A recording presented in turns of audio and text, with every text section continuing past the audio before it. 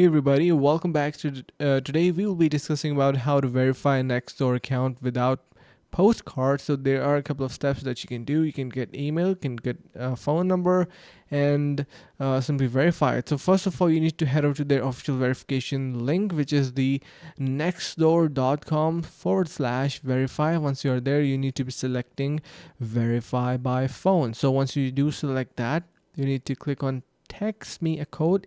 A code will be sent over to your phone, which you will be later on using to verify. And this is the easiest way to verify your account without Postcard. And I highly recommend you have a couple of more ways as well. You can simply do it by heading over to the contact form, and there you need to provide a valid government issued ID, like for example a driver license must not be expired.